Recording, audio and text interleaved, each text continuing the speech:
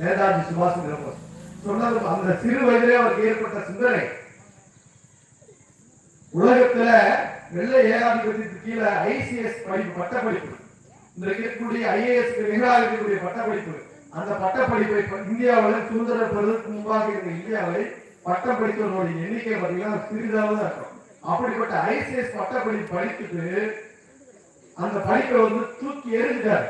எதுக்கு அப்படின்னா இந்த நாடு அடிமைப்பட்டு கிடக்கு, இந்த நாட்டை அடிமைப்படுத்தக்கூடிய ஆங்கிலேயருடைய படையில போய் ஐஏஎஸ் பணியாற்றல, அப்படி ஒரு பட்டமே தேவையில்லை, பதவியே தேவையில்லை அப்படின்னு அந்த பட்டத்தை தூக்கி எறிந்து விட்டுட்டு இந்த நாட்டினுடைய விடுதலைக்காக சுதந்திர போராட்டத்தில் வந்தவர் நேதாஜி சுபாஷ் சந்திர போஸ் அவர்கள்.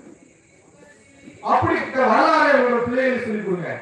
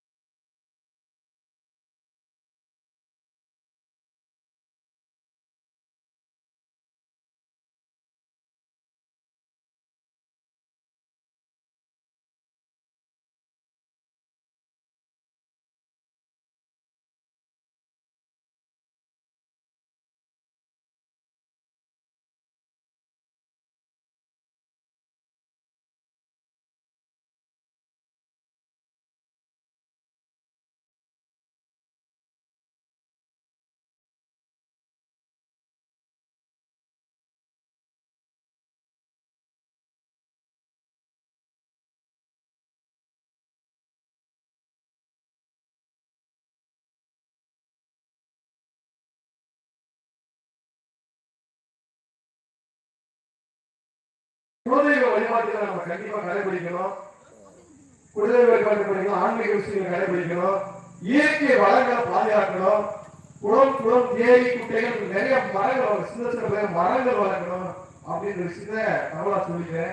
அதே போல இந்த மாதிரி கன்வர்ஷனுக்கு ஒரு காலம் நம்ம அனுமதிக்க கூடாது. அது நம்மளுடைய பண்பாட்டை சிதைக்கிறதுக்கு நான் சொல்ல சுவாமி உலகத்துல போய் கத்துக்கிட்ட சொன்ன விஷயம். அதனால அந்த விஷயத்துக்கு நம்ம ஒரு காலம் அனுமதிக்கு கொடுக்க கூடாது. நம்ம கூட இருக்கக்கூடிய நம்மளுடைய சகோதரிகள் அந்த மாதிரியான வழியை போட்ட கூட அவங்களுக்கு வேறு அறிவுரை சொல்லி வைக்கணும். இந்த நாட்டினுடைய ஒரு ஐடென்டிட்டியே மாறுது, அது நம்ம ஒரு காலம் ஏற்றுக்கொள்ள கூடாது அப்படின்றத நம்ம சொல்லிக்கிறோம். சிறுவிழா இருக்கக்கூடிய ஒரு உங்களுக்கு உதாரணம் சொல்றேன் பாத்தீங்க அப்படின்னா, இந்த நாடு பார்த்தீங்கன்னா 1000 ஆண்டுகள் வெவ்வேறு விதமான படையெடுப்புகள் ஆளுநரை ஆட்சிகள் கீழே நடந்து கொண்டிருக்கிற நாடு. ஆனாலும் கூட தன்னுடைய பண்பாட்டையும் கலாச்சாரத்தையும் இன்று வரை மாற்றவே கிடையாது. அதுக்கு ஒரு உதாரணம் சொல்றேன். நீங்க எல்லாம் சிங்கி கேள்விப்பட்டிருப்பீங்க, பகத்சிங். அதே போல அந்த கம்யூனிட்டி, அதாவது சீக்கிய மதம் சொல்லக்கூடிய மதமே பாத்தீங்க அப்படின்னா, இஸ்லாமிய காலகட்டத்துல ஆட்சியாளர் காலகட்டத்துல நம்மளை போன்ற அங்க இருக்கக்கூடியவங்க என்ன பண்ணிருக்கோம் அப்படின்னா, நீங்க கட்டாயமாக இஸ்லாத்தை ஏற்றுக்கொள்ளணும் அப்படின்னு சொல்லி கொடுமைப்படுத்தி கட்டாயத்தின் தேர்தல் மதமாற்றம் பண்ணியிருக்காங்க. அந்த மத மாற்றத்திற்கு எதிராக தான் சீக்கிய மதம் உருவானது. அதனுடைய ஸ்தாபகராக இருந்தவர் குரு கோவிந்த் சிம்மன். அவர் தான் சொல்றாரு அப்படின்னா, நம்ம ஒரு போராளியா தன்னை காட்டிக்கணும் அப்படின்னா நம்ம தர்ப்பம் கட்டிக்கணும், தலப்பா கட்டிக்கணும், கை வளைய போட்டுக்கணும், கத்தி வச்சுக்கணும், இப்படி தனக்கு ஒரு அடையாளம் உருவாக்குறாரு. அது போல இந்த பகுதியில் வாழக்கூடிய நம்முடைய முன்னோர்கள், கடுக்கா போடுறது, வளைய போடுறது, கோவில்கள் பாத்தீங்கன்னா சாமி, இளைய தலைவர்கள் சாமி அவங்களுக்கு மரியாதை கொடுத்தது, இப்படி பல்வேறு விதமான நம்முடைய அடையாளங்கள் இருந்திருக்கு. நம்ம படிச்சு மிகப்பெரிய உயர் இடத்துக்கு போனா கூட நம்மளுடைய பண்பாட்டு அடையாளங்களை நம்ம குழந்தைகளுக்கு சொல்லிக் கொடுக்கணும். எவ்வளவு பெரிய உச்சத்திற்கு போனா கூட நமக்கான அடையாளத்தோட வாழக்கூடிய அப்படிங்கிற உணர்வை நம்ம எல்லாருக்கும் தெரிஞ்சு கொடுத்துருக்கணும் அப்படின்னு சொல்லி இந்த அருமையான வேலையில எனக்கு பேசுவதற்கு வாய்ப்பு ஏற்பட்டு கொடுத்த ஒரு அனைவருக்கும் நன்றி கூறி விடைபெறுகிறேன். நன்றி, வணக்கம், ஜெய் ஹிந்த்.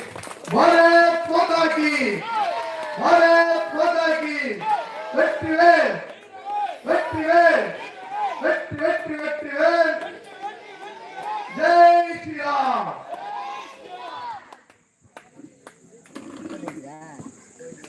சிறப்பாக சொற்பொழிவாற்றிய சுசீராஜன் அவர்களுக்கு நன்றி தெரிவித்துள்ளோம்.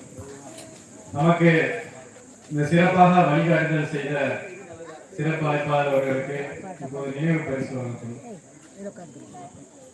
முதலாவதாக தீவன்முத்தி அவர்களுக்கு கோடாய் தங்கப்பாடி அவர்கள் வழங்கும்.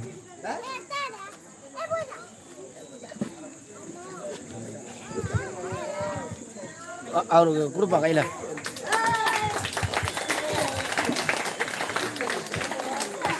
அடுத்தபடியாக